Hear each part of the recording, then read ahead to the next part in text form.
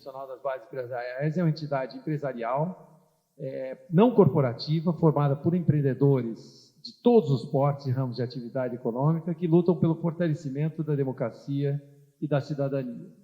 O foco atual dessa gestão atual do PNBE, né, Luiz, é o combate às desigualdades, que é um tema urgente no país e no mundo, Maluf. A fonte de desumanidade, de segurança alimentar e tantas outras mazelas. A desigualdade é uma forte ameaça também à democracia. O evento de hoje é um importante marco em nossa luta pelo bom jornalismo, Regina, pela programação sem amarras, Maluf, pela independência de atuação de uma das mais importantes redes de televisão do país, que completa, é um spoiler, 55 anos agora. Com muito prazer recebemos Zé Roberto Maluf, ativíssimo presidente da TV Cultura, orgulho desse Estado e de nosso país. Certamente hoje Maluf vai compartilhar sua vasta experiência conosco e principalmente os desafios de manter uma TV Cultura altiva, com L, e atuante, com U. Antes de passar a palavra ao Luiz Meia, que vai apresentar nosso especial convidado, convido a todas e todos que estão aqui hoje para se juntarem ao PNBE. Venham fortalecer essa iniciativa enfim, faz a diferença. É um lugar de exercício de cidadania, é um lugar de busca de um país melhor, mais justo, mais sustentável e democraticamente mais forte. Com a palavra, o Luiz Meia. Oi, gente, boa tarde a todos. Me cabe a honra de ler a mini-bio do José Roberto Maluf. É formado em Direito pela USP e cursou pós-graduação na PUC, onde foi professor de Direito Civil por 10 anos. É também jornalista profissional e editor de publicações. Em sua carreira, soma passagens como superintendente-geral da Fundação Casper Libero e vice-presidente executivo e CEO do SBT e da Rede Bandeirantes, empresa na qual permaneceu por 25 anos. Durante o período em que esteve nas emissoras de rádio e televisão, foi presidente do Sindicato das Empresas de Radiodifusão do Estado de São Paulo, vice-presidente da ABERT, Associação Brasileira das Emissoras de Rádio e Televisão, por 15 anos, e presidente da Comissão de Finanças da Organização de la Televisão Ibero-Americana entre 1991 e 2000. Foi também presidente da Spring, editora e produtora de conteúdo e mídia, tanto impressos como digitais, responsável, dentre outras, pelas publicações Rolling Stone, América Economia, Aero Magazine, revista da ESPN, entre outros, e da Rádio Estrada Comunicações Limitada. Assumiu a presidência da Fundação Padre Anchieta, mantenedora das rádios e TV Cultura, em junho de 2019. Parabéns pela longa e densa trilha. Muito obrigado por estar conosco.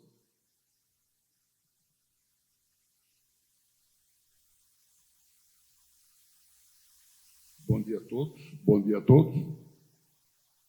É um prazer estar aqui. Agradeço o convite aqui do Fábio Mortara.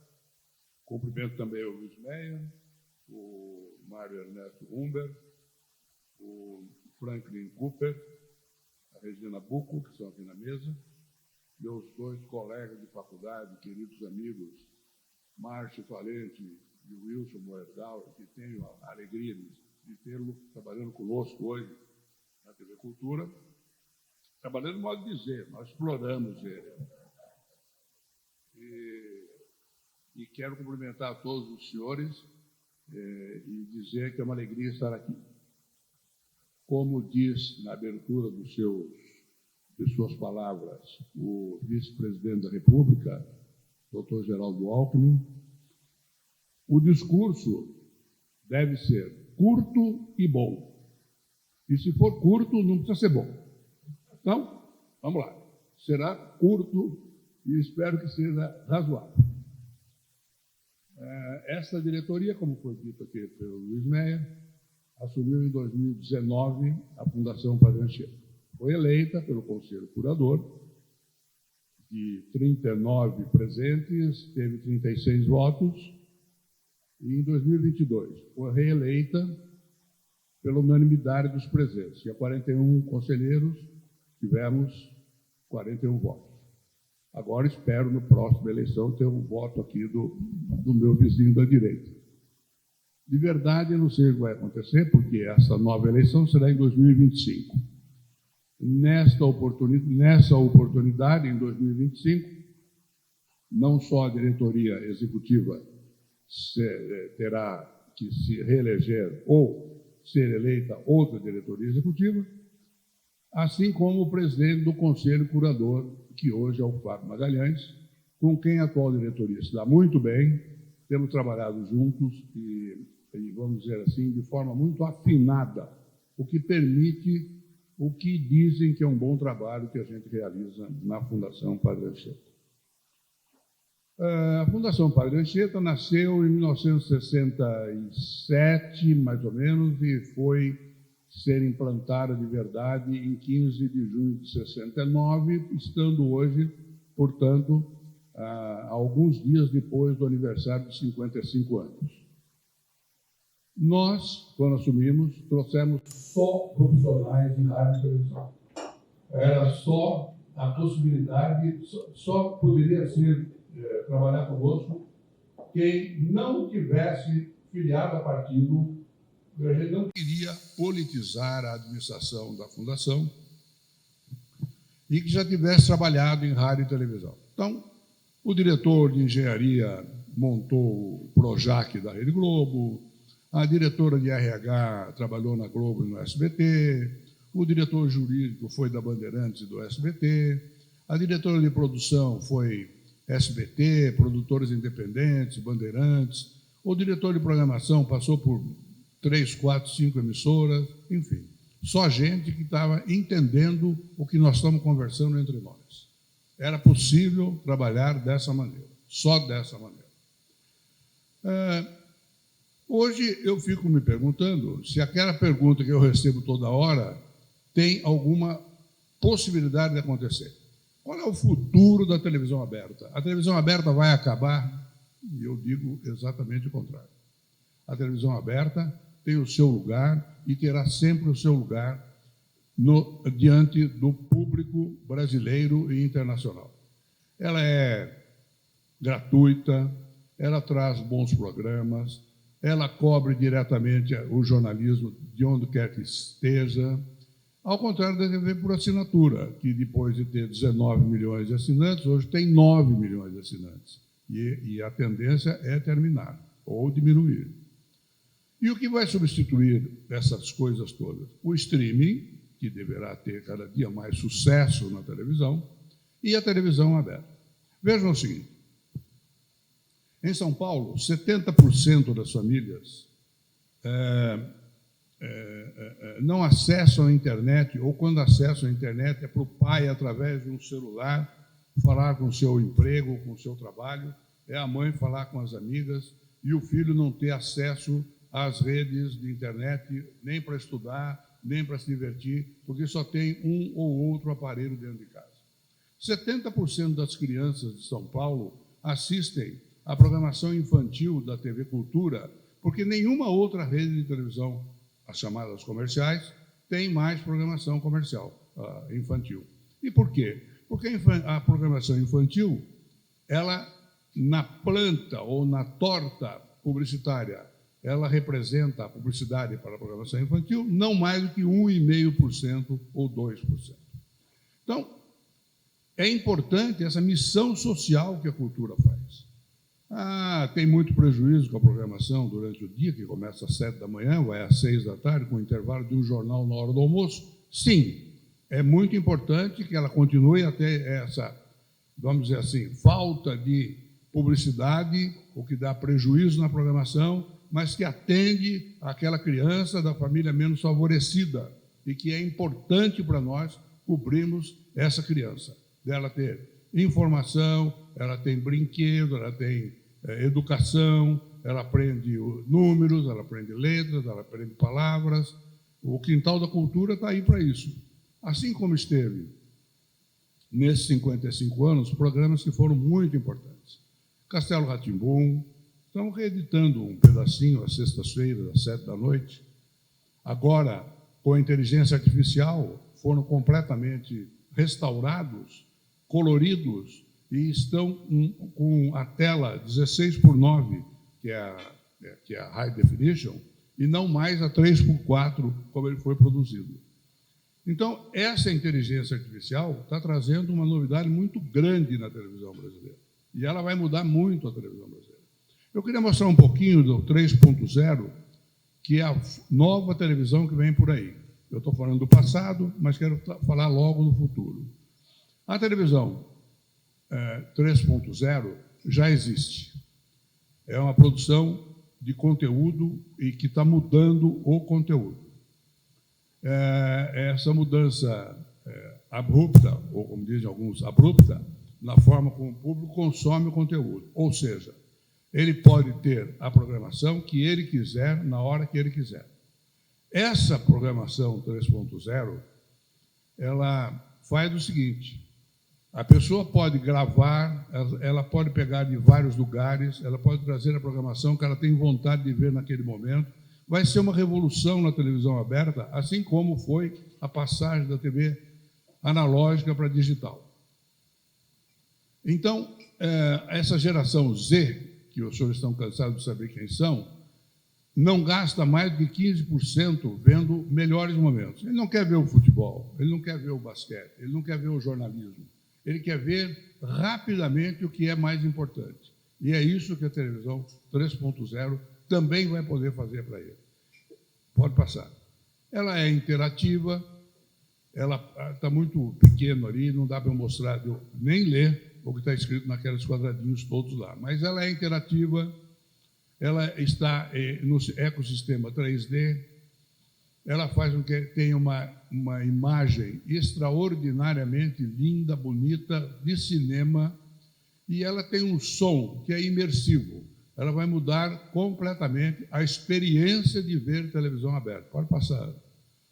Então, nessa nossa nova era, não se trata só de uma transmissão. Trata-se de ter o melhor pipeline de conteúdo, o melhor grade de conteúdo que você possa querer, porque ela pode acessar de várias origens essa transmissão. Seja por internet, seja pelo ar, seja por cabo, de qualquer maneira, ela vai interagir com o telespectador. E veja mais uma diferença, por favor, Ana. É um momento de inflexão para as emissoras. Pode ir, por favor. A grade da programação, como eu disse, é personalizada. Mas também os anúncios é que serão personalizados. Não adianta, hoje, você anunciar um carro Bentley na Rede Globo de televisão, porque o público que assiste à Rede Globo de televisão, menos de 1% tem condições de comprar um carro Bentley. Em compensação, na TV 3.0, eu posso mandar o anúncio diretamente para o televisor dessa pessoa que pode comprar um Bentley. Então, vai ser muito importante essa mudança de publicidade dirigida diretamente a quem interessa. Por favor. Para o anunciante, vai ter uma maior segmentação e precisão, e os espaços publicitários, como eu já disse, terão o maior retorno, porque serão dirigidos diretamente a quem interessa. Pode ir, por favor. E assim chegamos lá juntos. Pode ir. A cultura tem o melhor conteúdo, mas em um formato pouco acessível para a geração Z. Nós queremos mudar isso. Nós vamos atingir a geração Z. Nós vamos estar junto dela. E, para isso, teremos que fazer um investimento da ordem de 10 a 15 milhões. Temos dinheiro para isso? Não, não temos, porque estamos sendo contingenciados pelo atual governo. O atual governo que não soube ainda fazer a diferença entre o que é uma televisão estatal e uma televisão pública. Enquanto a estatal é dirigida diretamente pelo Estado, assim como a TV Brasil, por exemplo, cuja receita anual do governo federal é de 700 milhões, nós temos 107 milhões de receita do governo do Estado, contra 700 milhões da TV pública.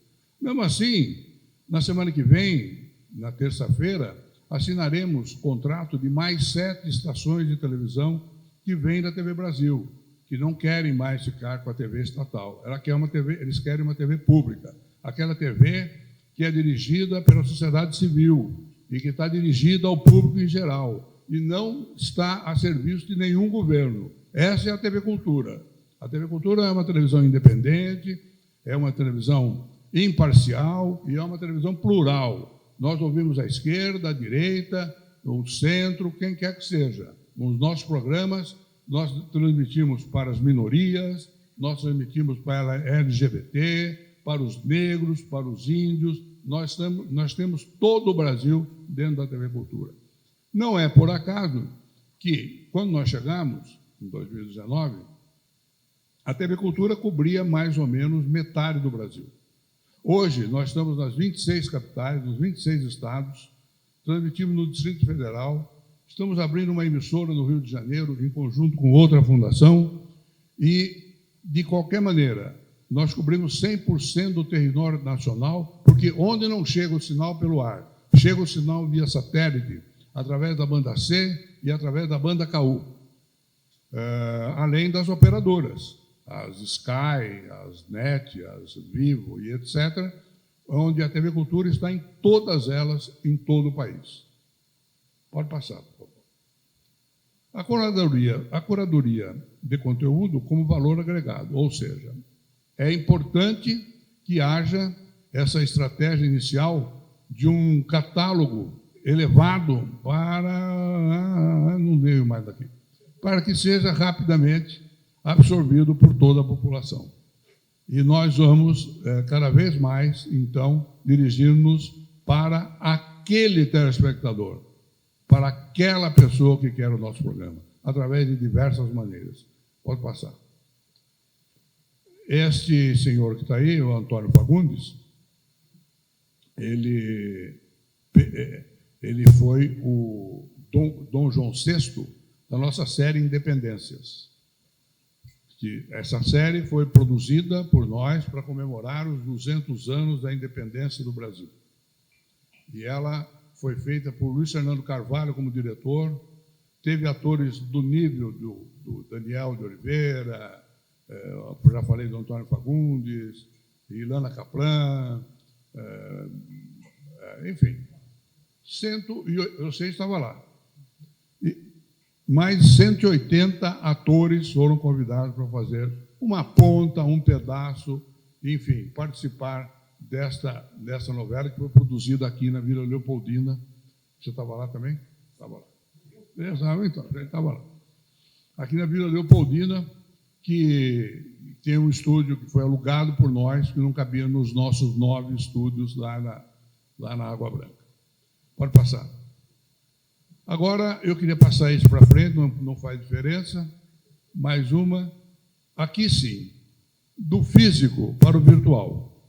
Ou seja, a gente deixa de ter um monte de coisa, caminhões de externa, grandes câmeras, cobres, fios, equipamentos ligados, pode passar,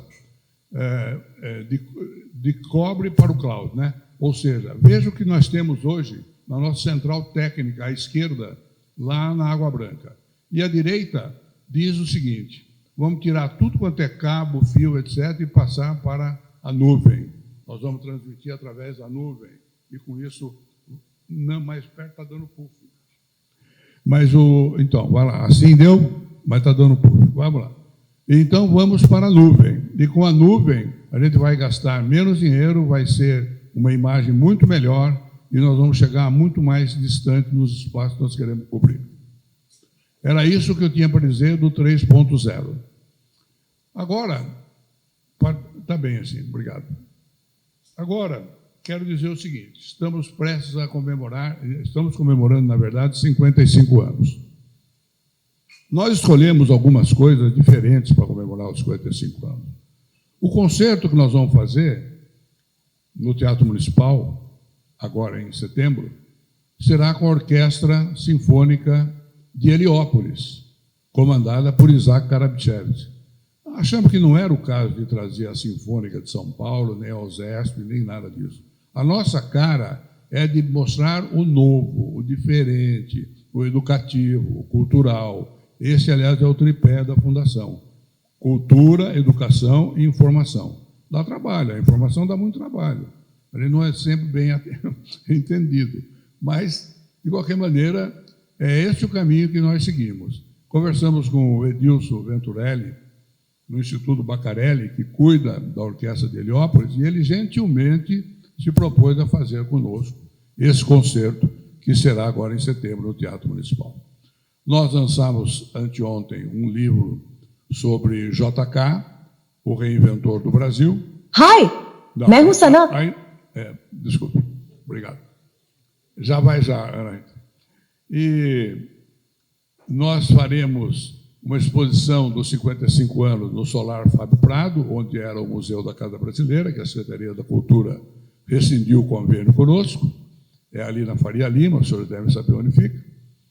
E nós faremos uma nova exposição do Castelo Rá-Tim-Bum, agora interativa, completamente diferente, uma montagem caríssima do Castelo Rá-Tim-Bum. E faremos uma série de outras atividades. Relançamos a programação antiga, como eu já disse, o Mundo da Lua, Confissões de Adolescente, todas utilizando a inteligência artificial para reproduzir em high definition a nossa programação de 30, 40 anos atrás.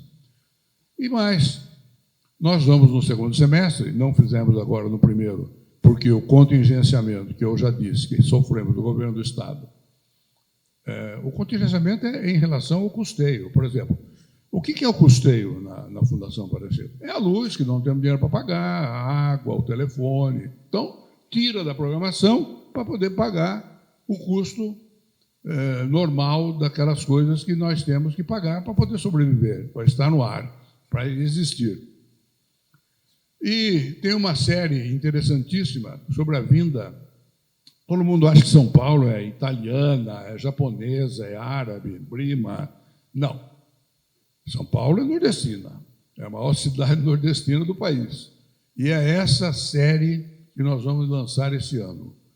Trazer a informação de como foi a vinda de nordestinos para São Paulo. E por que eles vieram? E como aconteceu? E onde ficaram? E como é que são as histórias? Essa série será muito interessante. Eu tenho certeza que os senhores gostarão. Nós estamos também, para poder sobreviver, sabe que o dinheiro que nós recebemos do Estado paga exclusivamente a folha CLT, nenhum tostão a mais. Nós temos que produzir para terceiros, nós temos que trabalhar para terceiros. Então, vamos lá. Senado Federal, estamos produzindo a série 200 anos do Senado Federal. Ela tem um custo e tem uma receita bem maior que o custo, que permite sobrar alguma coisa no caixa. Nós produzimos a TV Câmara Municipal de São Paulo, totalmente. É uma emissora de televisão instalada lá na Câmara, paga exclusivamente pela Câmara, e nós produzimos e gastamos o dinheiro para produzir esse canal, e colocamos ele no ar agora, a partir do número 2.3 da TV Cultura, a partir de setembro, mais ou menos. Hoje ela exibe de outra maneira.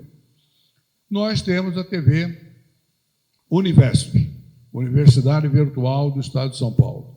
É uma emissora inteira montada lá no último estúdio da TV Cultura, aqui em São Paulo, para produzir as aulas, 24 horas por dia de aula para a TV Univesp. A TV Univesp, como os senhores sabem, tem graduação e tem também a licenciatura.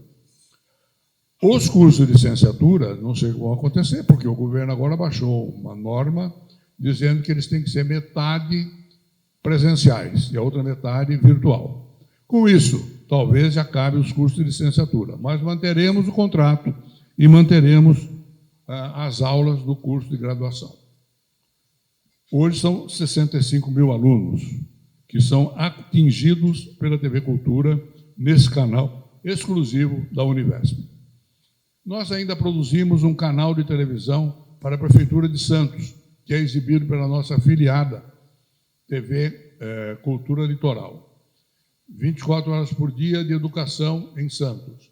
Nós produzimos ainda programas para o Tribunal de Contas do Estado, o Tribunal de Contas do município, enfim, é a maneira que nós encontramos de produzir receita para a Fundação para poder pagar as contas, senão não poderíamos estar fazendo o que fazemos até hoje. Bom, Nos 55 anos ainda, e agora para encerrar, nós vamos fazer uma apresentação da nossa orquestra Brasil Jazz Sinfônica, que é uma orquestra do governo do Estado, que é administrada pela Fundação Padre Anchieta, e que será no auditório do Ibirapuera. Aquela parte no Ibirapuera aberta para o parque. E queremos levar mais ou menos 5.000 pessoas para essa festa. Nós faremos esse ano ainda, no dia 15 de setembro, no Teatro P32, o debate entre os candidatos à Prefeitura de São Paulo. Inicialmente, ele estava previsto para o Memorial da América Latina, inclusive combinado com o Memorial da América Latina, com os seus atuais diretores, mas, por influência, sabe-se lá de quem, o Memorial teve que nos dizer que estava cancelando a autorização para usar o Memorial. É aquilo que eu digo, quer dizer, o governo federal acha que nós somos de direita radical e o governo do Estado acha que nós somos de esquerda radical. E nós não somos nada disso. Nós somos apenas uma emissora com independência, com imparcial, cultural, educativa e informativa. Muito obrigado, era isso que eu tinha para dizer aos senhores.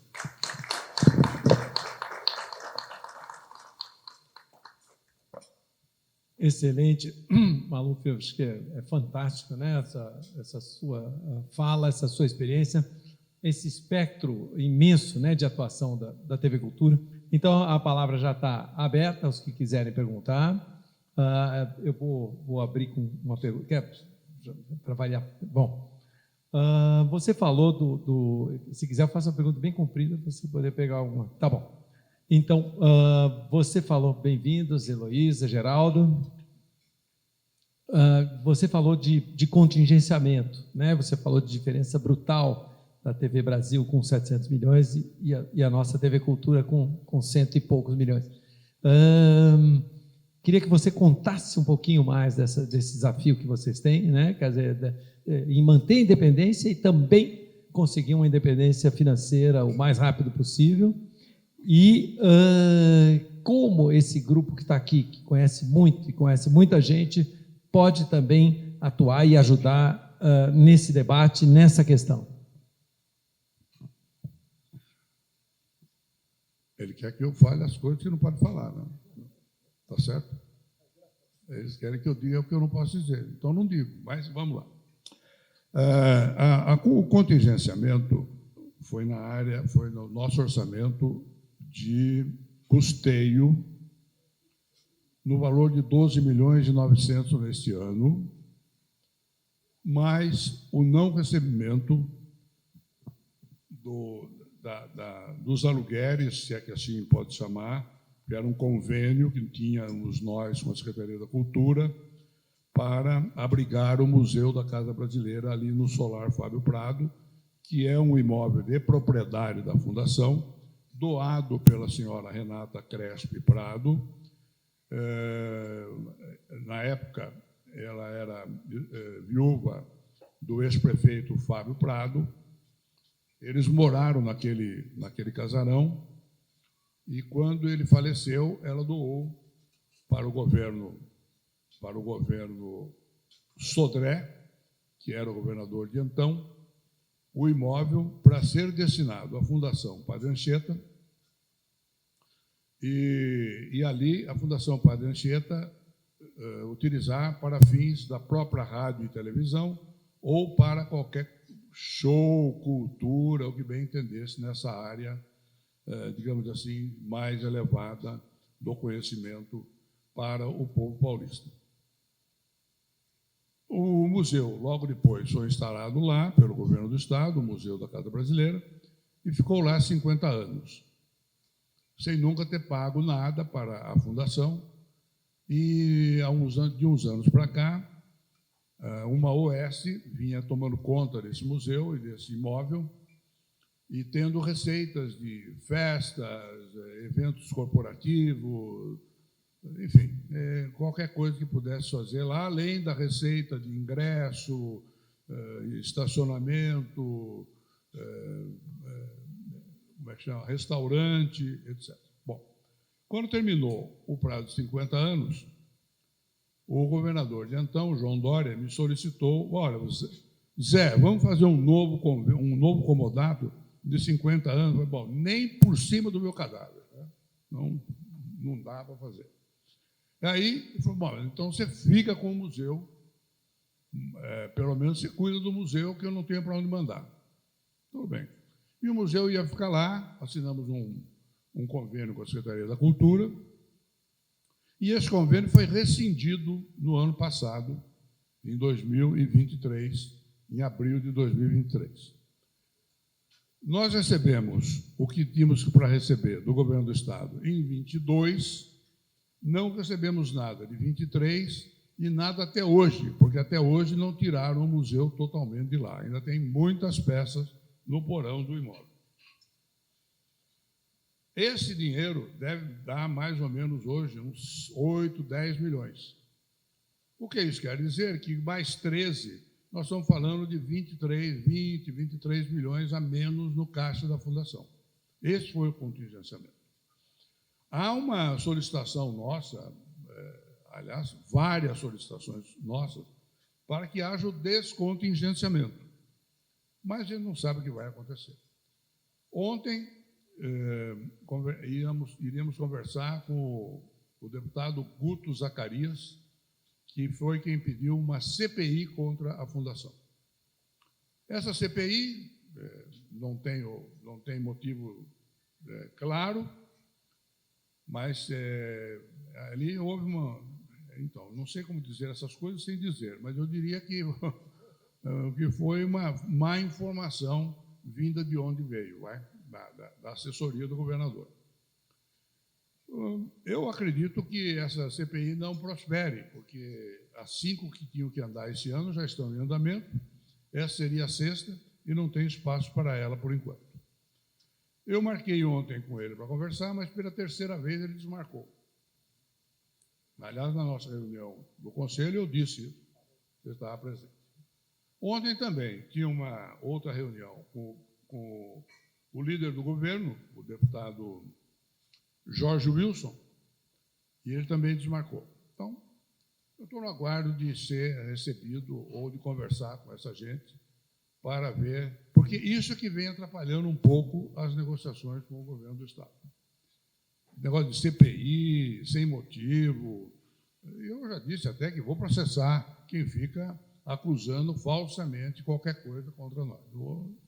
Terá que ir para o judiciário. Espero que não, mas se for o caso, iremos ao judiciário. Excelente. Maluf, tem aqui Regina inscrita. Quem mais quiser perguntar pode se inscrever aqui comigo ou com o Luiz. Regina Buco. Eu prometo que eu não vou pedir para você dizer o que você não pode, tá? Eu conheço o Dr. Maluf de longa data e sempre a primeira imagem que me vem dele é de um ser humano ético, uma coisa tão difícil hoje na nossa sociedade. E eu imagino a dificuldade que deve ser, às vezes, ter que lidar com uma série de bombardeios anticulturais, bombardeios antiéticos, tentando destruir possibilidades de cultura e, principalmente, levar cultura limpa para uma população que precisa desse tipo de cultura. Eu acho que, durante muito tempo, nos últimos anteriores 4 anos, nós passamos por um desmantelamento da cultura. Eu imagino, você estava lá na cultura já, a dificuldade que devia ser ter que lidar o tempo todo com isso, né? Com a desconstrução da cultura nesse país, que já é muito difícil subsistir. Enfim, qual é a tua visão futura? Faz um exercício de futurologia, porque aí você pode falar o que você quiser. O que você acha que vai acontecer com a cultura desse país com esta privatização de escolas, tentativa de privatização de escolas, colégios militares? Sei lá, isso aí, cívico-militares, etc., etc. Qual é o plano que existe para destruir a cultura ou o acesso à cultura? Olha, eu não sei se é um plano para destruir a cultura. Na verdade, foram feitas muitas coisas diferentes aí na área da cultura. No governo federal, que terminou em 2022, e agora no governo Tarcísio, houve umas modificações que não foram bem entendidas na área de cultura no governo do Estado. Então, por exemplo, fechamento de fábricas de cultura, afastamento das diretorias do Museu de Arte Sacra, da APA, Associação Paulista dos Amigos da Arte. O Zé Gregório morreu até depois disso, não vou dizer que foi por causa disso, mas ele faleceu logo em seguida. A destituição da diretoria do MIS, do Conselho do MIS, e houve uma tentativa em relação à Fundação Padre Anchieta de fazer a mesma coisa, quer dizer, coloca informações equivocadas para deputados, para alguns conselheiros, e eles vêm com essa informação equivocada, tentando abrir CPI, tentando, enfim, pedir informações, aí as informações estão sempre à disposição, sempre. Se há uma coisa que eu fiz questão desde o início, é que a nossa administração fosse uma administração absolutamente um livro aberto, um vidro transparente. Então, nós publicamos o relatório anual, ano após ano.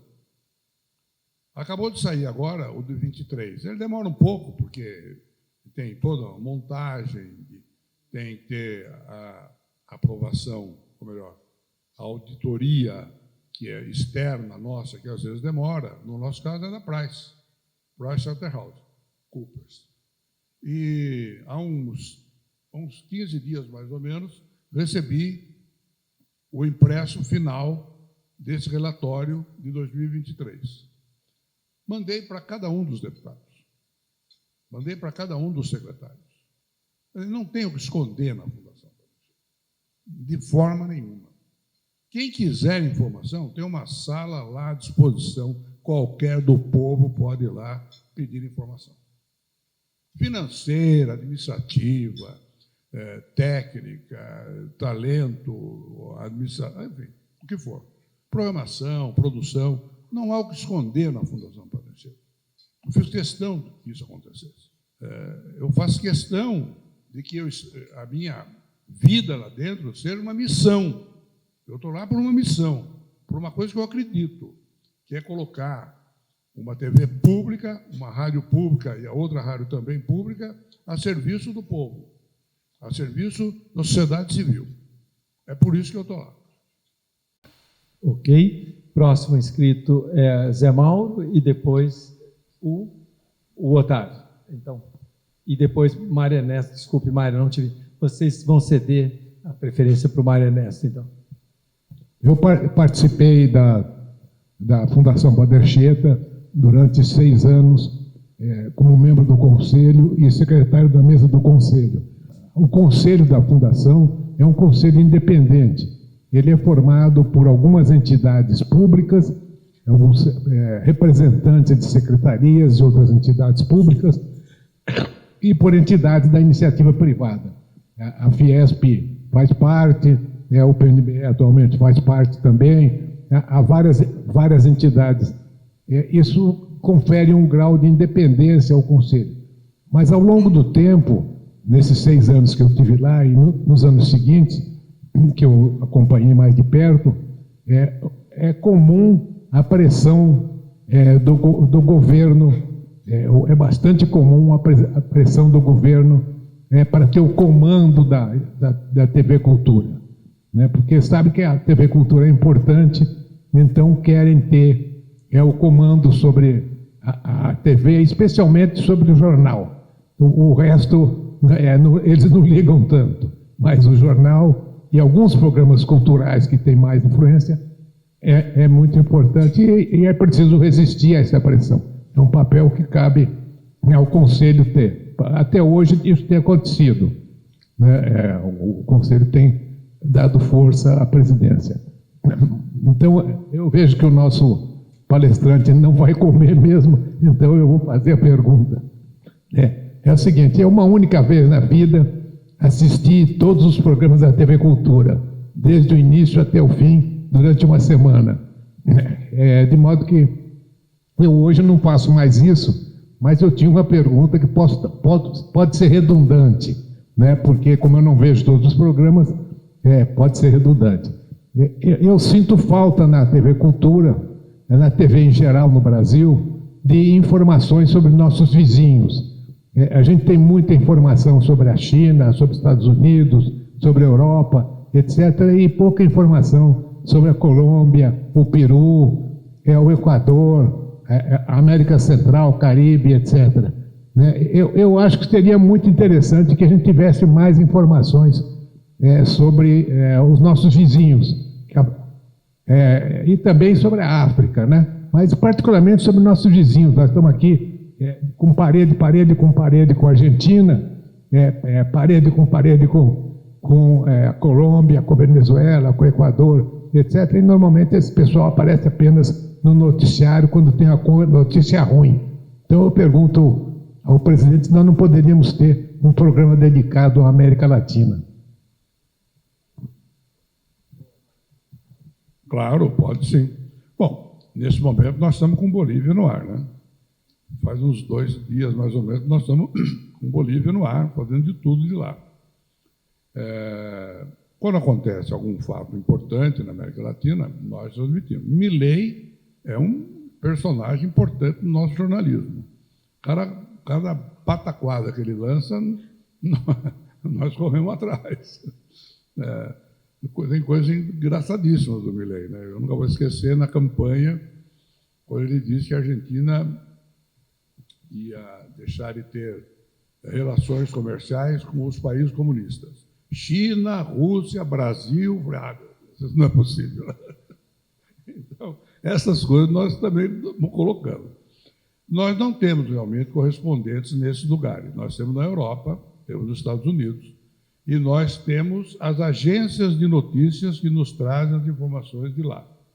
Um programa latino-americano nós temos na rádio. É um programa de música latino-americana. Já faz algum tempo, ele é sazonal, nesse momento está fora do ar, mas volta agora em setembro.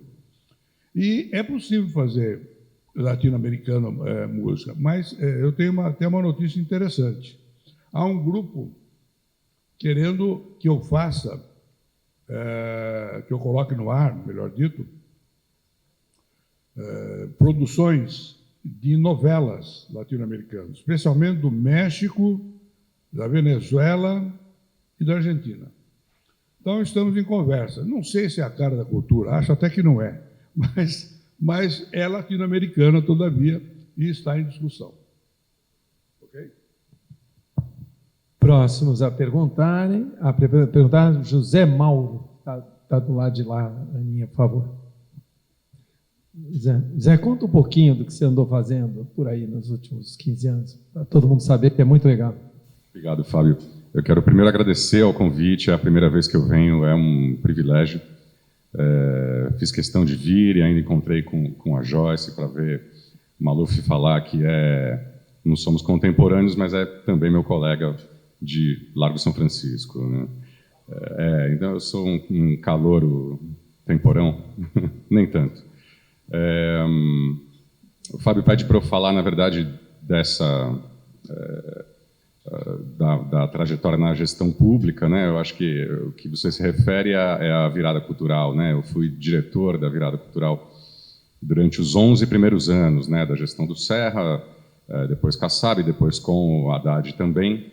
Depois fui à Autoridade Olímpica, fui fazer outras coisas, estive no Ministério da Cultura também. E agora sou o diretor sobrevivente, digamos assim, da APA, né? Tô lá ainda como diretor da APA, passando as diferentes gestões, né? Como vocês podem perceber, eu também acabei, me especializando em transições de governo, né? Eu fiz algumas transições bastante curiosas e pouco ortodoxas. Participei dessa última, tive, né, muito perto dessa mudança de gestão e tive o privilégio de conviver, né, com o José Gregóri enquanto ele foi presidente do Conselho e testemunhar também um pouco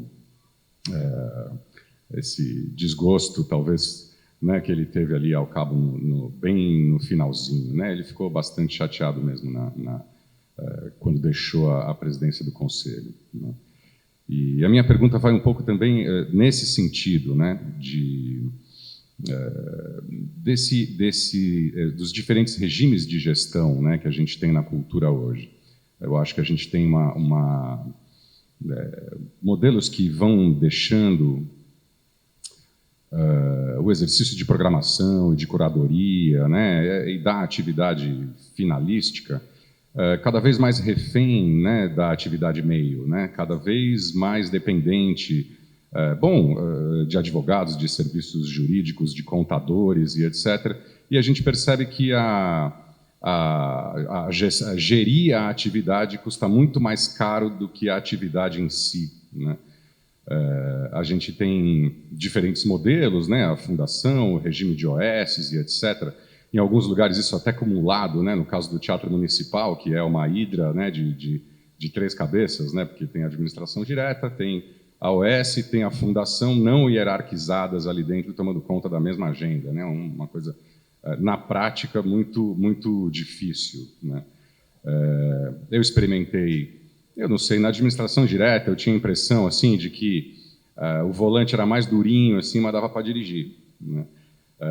Na OS, a gente fica trabalhando para a meta, né? A impressão que eu tenho é que você tem ali uma área meio gigantesca, preocupada em preencher planilha, né? E a meta do contrato, que devia ser só uma régua, né, para medir o interesse público, acaba sendo uma finalidade em si, né? As pessoas trabalham para a meta e o interesse público fica, às vezes, em segundo plano, né? Ele não é observado da maneira como deveria, né?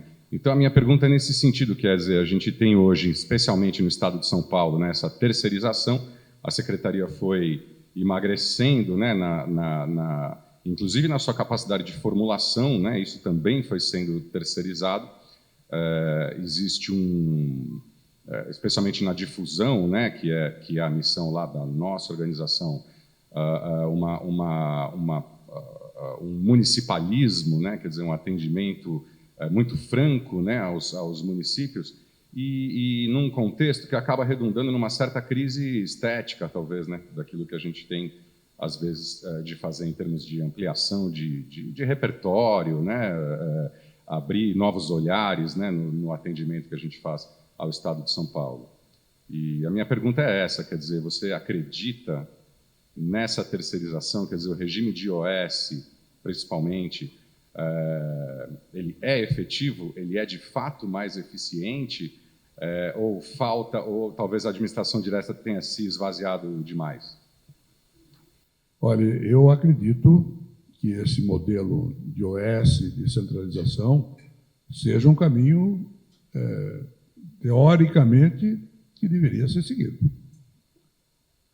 Mas, como tem todo mas, não acredito, neste momento, no que estão fazendo com as OS. E mais não quero dizer. Mas você pode imaginar o que eu penso do que está acontecendo. É um absurdo inacreditável que a nossa cultura, a nossa informação, o nosso show, as nossas artes estejam nas mãos de alguns comandantes de OS que não merecem o meu respeito. Mas o modelo deveria estar correto. Ok? Muito bom. Próximo a perguntar, o Otávio. Presidente, primeiramente, felicitá-lo por esse trabalho heróico, vamos chamar assim, né? É impressionante. Eu acompanho bastante através do meu amigo Fábio Magalhães, a aventura que vocês têm na TV Cultura é realmente extraordinária, então parabéns. A culpa é dele. Meu colega também no conselho da Bienal de São Paulo. Então, a gente tem. Então, no último Fórum Econômico Mundial de Davos, eu acompanhei o fórum e eu fiquei muito impressionado quando, na declaração final, eles estabeleceram o ranking dos maiores riscos de curto prazo, num horizonte visível, né? Além de guerras, além de democracia e tal, um item me chamou a atenção, porque estava entre os 3 mais importantes riscos do mundo. Era a proliferação da desinformação, abre aspas, em escala industrial, fecha aspas. O próprio Fórum Econômico Mundial alerta para essa produção em escala industrial da desinformação. Então, esse é um tema que eu entendo que deva estar, certamente, na agenda cotidiana de uma emissora da qualidade da TV Cultura, como lidar com as armadilhas e com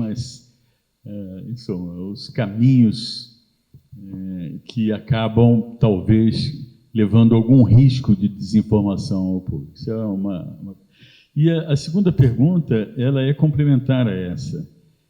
Como funciona, na prática, a curadoria de conteúdo da TV Cultura? Imagino que deva ter aí um núcleo duro de pessoas que pensam a questão do conteúdo para além da questão meramente de programação, mas de conteúdo efetivo. Então, são esses 2 pontos que eu gostaria de ouvi-lo. Novamente, parabéns. Bem, as chamadas fake news não são novidade, elas existem há muito tempo. Elas foram mais disseminadas agora, mais recentemente, com as mídias sociais, o digital, etc. E a gente recebe muita informação que não conseguimos confirmar. E não confirmando, não colocando no ar. Mas tem informações fantásticas. Que chegam que, se você desse aquilo, seria um furo de reportagem maravilhoso. Aí você vai ver, é mentira. Mas nós temos um pessoal no jornalismo que fica o tempo todo conferindo a informação. É o único jeito que nós achamos. E ainda assim, uma ou outra coisa falha. Aquela foto da Kate, que foi montada, todo mundo deu a foto e depois todo mundo teve que dizer que tinha sido montada. Erramos. Erramos, que eu digo, é a mídia em geral. Nem sei se a Cultura falou dessa foto, mas provavelmente sim. E se não houver esse controle rígido do noticiário, podemos ser pegos de calça curta. A segunda pergunta? Curadoria. Lá na Fundação hoje, logo no começo, nós fizemos um time grande. Gerentes de programação, gerentes de produção, diretor de programação, diretora de produção. Hoje em dia ela está circunscrita à presidência, o diretor de programação, que é o vice-presidente também, Enéas, e a diretora de produção, que é a Paula Cavalcante. E é com isso que nós fazemos. Não dá mais para ter muita coisa. Até porque nós sabemos até onde nós podemos ir no ponto de vista de investimento. Não é tudo mais que a gente gostaria de fazer que está sendo feito. Nós não estamos fazendo. Por causa do contingenciamento e por causa que não chegamos nesse ano ainda às receitas necessárias de publicidade e de Lei Rouanet para permitir produzir mais do que produzimos hoje. Então, nós que decidimos. Eu junto. Primeiro, um elogio para o seu início de palestra, quando falou o seguinte: a televisão aberta, a televisão, né, vai ser extinta ou não. Mas, infelizmente, eu não senti ainda uma resposta. Eu acho que a resposta é muito difícil. Em oposição, eu quero elogiar o programa que eu não perco nenhuma vez por semana, toda semana, do Roda Viva. A amplitude, a minha expectativa, quando pegou fogo com um político, na semana seguinte tinha uma pessoa falando sobre modas. Quer dizer, a capacidade de variar e de não ficar só numa área, esporte, moda, é político, a escolha é muito boa, a amplitude é muito boa. Eu não sei, não tenho, acho que nenhuma crítica consiga sustentar do que poderia ainda melhorar. Eu acho que ela está realmente, já traz todos os países de fora, né? Gente da Europa, gente da África, aquela questão a gente estava falando da comunicação com a África, Luciano da África, uma pessoa que demorou 1 ano para poder atender vocês. Enfim, parabéns. Da televisão aberta, é difícil mesmo imaginar o fim dela. É muito difícil. Porque ela abrange a todos, a todas e a todas as partes. Enquanto que qualquer outra plataforma que você queira, você vai ter que pagar, não será gratuita, poderá ter ou não o programa que você quer. Enquanto que na TV aberta, em jornalismo e esporte especialmente, ela é imbatível e continuará sendo, por muito tempo. E no que diz respeito ao Roda Viva, em abono ao que o senhor está dizendo, segunda-feira próxima será Galvão Bueno. Será o entrevistado da semana. E é claro que a gente dá um refresco de vez em quando na programação, porque senão fica só política, só política, só política. E parece que não há outra coisa no mundo a discutir. Então, nesses 55 anos, nós diversificamos bastante. Estamos trazendo sobre moda o Ercovitch, mais uma semana depois, ou 2 semanas. Enfim, estamos trazendo pessoas de fora da área política. E nós estamos hoje, até fim de outubro, com todas as segundas-feiras tomadas. Especialmente por causa da política, porque nós entrevistaremos no Roda Viva os 4 primeiros colocados em São Paulo e abriremos para a rede, se alguém quiser fazer no local. Normalmente não querem, transmitem em São Paulo, mas a gente abre a possibilidade. Depois, até o fim de outubro, o vice-presidente da Embraer, enfim, alguns empresários, outros políticos, e eu acho que até o fim do ano a gente está praticamente tomado. Porque depois vem o segundo turno, nós temos que fazer de novo com os que forem para o segundo turno, e aí já chega praticamente no final do ano, tem alguns candidatos a serem ouvidos nas comemorações natalinas, etc. É um comentário e uma pergunta. O comentário, eu vi você falando do pessoal que faz cheque informações. Depois de ver o filme que você mostrou, o pessoal vai ter trabalho, hein? Para despistar os avatares e as fotos da Kate. A pergunta é o seguinte: você fala com muita convicção do futuro otimista da TV aberta. Eu queria saber o que você acha da TV pública. Vai ampliar? Vamos conseguir mais emissoras? É isso. Eu sou da editora Planeta e eu costumo brincar sempre quando me apresento que de segunda a sexta eu sou um vendedor de livros, sou diretor comercial da editora Planeta, mas sábados, domingos e feriados eu ponho minha botina, meu chapéu e minha viola e faço militância pela cultura caipira. Hoje eu vou abrir um precedente. A hora que eu comecei a conversar, ouvindo falar da TV Cultura, aqui ao lado de figuras afetivas da minha memória também, eu deveria ter vindo de botina e de chapéu. Eu achei muito importante, Maluf, e registrei mentalmente, quando você diz que 70% da população brasileira não tem acesso a essas mídias que a gente incensa tanto, como as redes sociais, como o streaming e a TV a cabo. E aí eu conecto isso ao falar da cultura caipira, e aí reclamando um pouquinho o sentimento de orfandade que nós, da cultura caipira, eu falo nós da cultura caipira, mas envolve todo mundo, né? Tem uns que são mais assumidos que os outros, mas a cultura caipira reúne todo mundo. Em 2025 se celebra o centenário de Inesita. E com o fim do programa Viola Minha Viola, toda uma geração, um contingente de brasileiros ficou sem acesso ao que a gente chama de música raiz.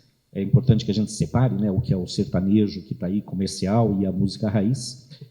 E eu conecto isso aos 70% que você fala, o alcance da TV Cultura para esse público, e acho que até mais muitos outros públicos, sempre foi extraordinário. Convivendo com meus amigos da música caipira e convivendo principalmente com as pessoas da cultura popular, eu estou falando de gente de romaria, de folias de reis, de congadas e tudo mais. A TV Cultura sempre foi, ainda é, mas sempre foi muito importante. E eu diria com tranquilidade que existe esse sentimento de orfandade das pessoas ligadas à cultura a um programa que traga essa regionalidade, essa música raiz, enraizada, para falar com esse público, que é enorme, gente. A gente fala de música caipira, a gente pensa que é um recorte pequeno, que não tem grande... É impressionante. E quando a gente, no mercado editorial, principalmente, a gente tem uma mania de olhar para o Brasil como se o Brasil fosse Leblon e Jardins. E o Brasil é muito maior, e quando você vai para a música caipira, é um negócio impressionante.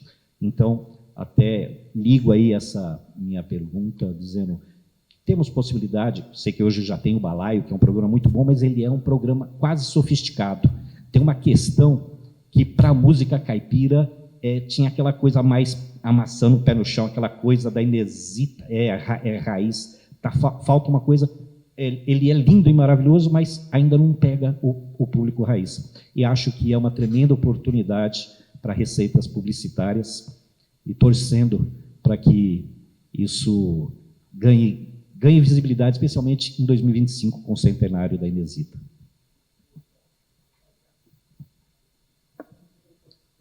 Olá, boa tarde a todos, muito prazer pelo convite, muito obrigado pelo convite, é um prazer estar aqui. Eu sou Cássio, fiz Castelo Rá-Tim-Bum, fiz Independências, fiz o Rá-Tim-Bum, fiz várias coisas na TV Cultura, então, em várias épocas. Então, minha trajetória é bem acompanhada, me formei culturalmente pela TV Cultura. Quando era criança, eu assistia um programa que chamava Aventura do Teatro Paulista, que me empurrou para fazer teatro objetivamente. Então, eu queria voltar um pouquinho numa questão, eu acho que anterior. Acho que a cultura sofre de uma coisa que ela foi respingada, que foi a dicotomia entre educação e cultura. Quando se resolveu desprender a cultura da educação, eu acho que a gente começou a criar uma certa confusão, porque a cultura passou a ser confundida com entretenimento. E nem todo entretenimento é cultura. A cultura pode sim ser entretenimento, mas nem todo entretenimento é cultura. Às vezes o entretenimento é isso, é entreter, é divertir, tirar a atenção, né? Então eu acho que a gente sofre muito, a gente padece muito nesse momento, desta questão. A gente está lutando, quando você pergunta, eu não sei como que as pessoas vão entender um comentarista realidade virtual, talvez as pessoas não consigam nem se fazer esta pergunta por uma questão de formação educacional, né? Então, elas só absorvam aquilo. Então, isso eu acho que é uma questão... E como é que, desta tentativa de como tornar esse acesso da cultura mais facilitado para as pessoas através das novas mídias, dos novos meios de comunicação. E uma outra, isso é um comentário, que eu acho que isso é uma questão que a cultura também sofre, com essa divisão de educação e cultura.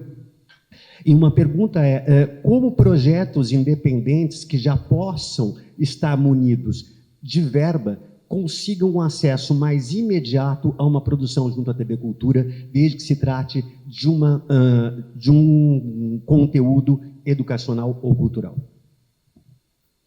Eu queria só emendar na questão da música caipira, porque nós em casa, minha mulher e eu, a gente assistia o Roda Viva e logo em seguida continuava com a televisão ligada, ouvindo o Rolando Boldrin, que era fantástico, e acho que faz muita falta.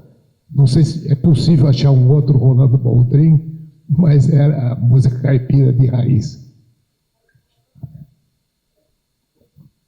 Bom, primeiro o Márcio pergunta sobre se teremos mais TVs públicas. Eu acho que tem duas redes no Brasil hoje. A TV Brasil, que é diretamente ligada ao governo federal e que tem 2 canais. Um dos canais eles pretendem manter só estatal, dirigida aos interesses do governo federal, e o outro canal ser uma emissora pública, que até agora não conseguiram. Fora dessas 2 redes, Rede Brasil, TV Brasil e TV Cultura, não acredito que vai acontecer mais nada de emissora independente cultural, ou melhor, pública. Elas vão sempre se ligar a nós. A nossa rede hoje, ao contrário do que você possa imaginar, tem muita emissora comercial que deixou, ou melhor, que deixou a área comercial, exclusivamente comercial, para se juntar a uma emissora de cultura e educação e transmitir essa programação. Por exemplo, uma emissora do Acre, que era filiada ao SBT, deixou o SBT e se juntou à cultura. 7 emissoras do Paraná, que vêm essa semana, como eu disse, assinar um contrato conosco, são comerciais, mas querem ter a programação na TV Cultura. Por esse caminho, é possível aumentar a difusão de programação de TV pública, não por outro. Criação de nova rede de televisão pública no Brasil, eu diria que é muito difícil. Não é impossível, mas é muito difícil. Quanto ao programa regional, eu acho que você está falando de Inesita Barroso, de Rolando Boldrin. Quer dizer, o Rolando, nós continuamos a exibir à meia-noite, depois do Roda, em reprise, a partir dessa programação que nós estamos colocando no ar agora, que é em relação aos 55 anos da cultura. Ele volta. Hoje ele está 1h da manhã. Você já dormiu, por isso você não tem visto. Mas ele volta para meia-noite, ou 11h48, 11h50. A partir de setembro, mais ou menos, ele volta. Fazer o balaio já foi uma dificuldade. E foi buscando no balaio que nós queríamos acessar esse público. Aí trouxemos, no começo veio algumas pessoas da área, mas ele não é só música regional sertaneja, né? Ele tem outras músicas de raiz brasileiras. O programa foi pensado assim também, porque essa é a cabeça do Renato Teixeira e do Chico Teixeira, o filho dele. É possível pensar num programa exclusivamente de música regional sertaneja? É possível, é possível. Mas, nesse momento, por exemplo, nós temos problema de caixa para produzir qualquer coisa. Tivemos que adiar, como eu já contei aqui, a série de dramaturgia, teledramaturgia, sobre os nordestinos, porque nós temos problemas de... Eu preciso pagar a conta, eu não quero dever nada. Então, a gente adiou um pouco a produção e a estreia do Quando Eu Vim-me Embora, que é um texto calcado, texto de um roteirista, mas esse texto é calcado em 2 livros do Marco Antônio Villa, que é o nosso comentarista no jornal, junto com o Wilson lá. Historiador e influencer.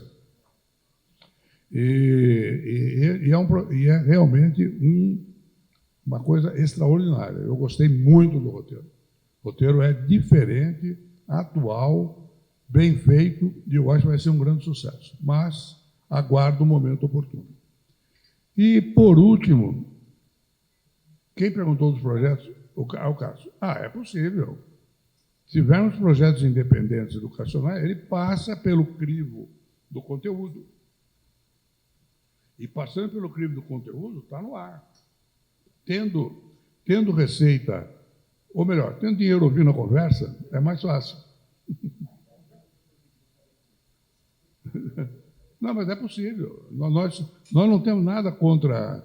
Como eu disse, a TV pública é da sociedade civil. Se alguém do povo tem interesse, tem programa, tem produto, que seja dentro das nossas linhas, cultura, educação, informação, entretenimento, esporte, a gente faz um pouco de esporte hoje, Fórmula Indy, futebol, Série B, Série A2 do Paulista, Copa Paulista, Europa League, NBB, Novo Basquete Brasil, esse tipo de coisa, que se tiver nesse tipo de coisa, nós colocamos no ar com certeza. Não importa de onde venha. Ok?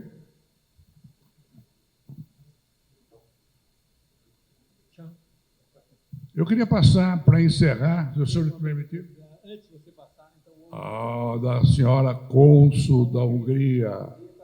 Senhora cônsul da Hungria, agora, senhora cônsul da Hungria, por favor. Boa tarde, muito obrigada pela palavra e desculpe eu ter interrompido aqui a frase anterior. Eu sou Zsuzsanna László, cônsul-geral da Hungria, e estou aqui porque me interessa profundamente o futuro e a estratégia da TV Cultura. A TV Cultura é nossa parceira desde 2014. Aliás, nós somos parceiros da TV Cultura no programa Prelúdio. O vencedor ganha uma bolsa para a Academia Franz Liszt de Budapeste, e essa oportunidade é uma ótima chance para a Hungria ser conhecida também entre as pessoas que acompanham a música clássica. E, em vez de fazer uma pergunta, eu só gostaria de agradecer essa parceria absolutamente fantástica, profissional e muito fiel de 10 anos para cá. E gostaria de dizer que os meus melhores momentos no Brasil estão, de alguma maneira, ligados a esse programa e à TV Cultura. E muito obrigada, senhora presidente.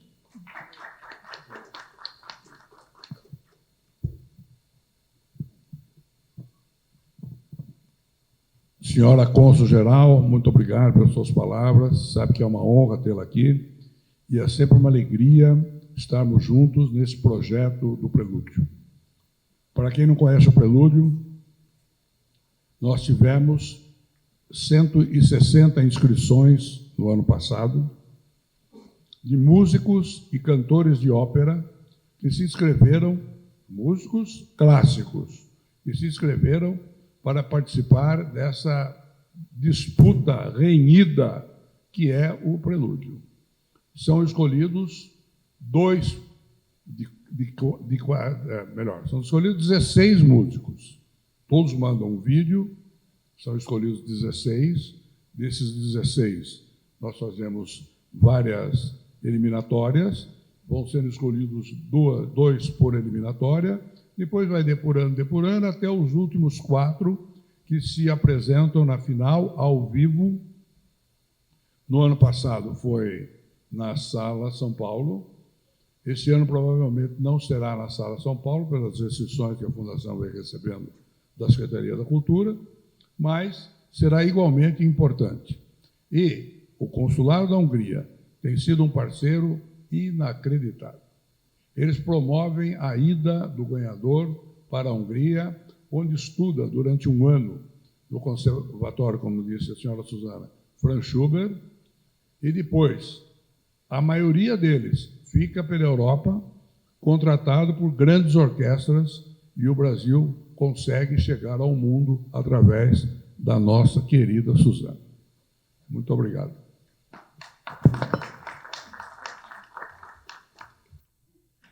Gente, bom, me coube apresentar, como se precisasse de apresentação, e me cabe fechar. O Fábio e eu, com certeza, teríamos muitas perguntas, muitas outras coisas, mas a diversidade aqui foi fantástica e confesso que foi muito mais divertido escutar as perguntas, ouvir as respostas, do que fazer alguma pergunta. Então, muito obrigado a todos. Vocês estão, quem não é associado ao PNBE, está super convidado a fazer parte. O nosso intuito é sempre criar esse tipo de ambiente, de troca, de esclarecimentos e de conhecimento. E muito obrigado ao Maluf por estar conosco aqui pela aula imensa, aula sobre cultura. Obrigado.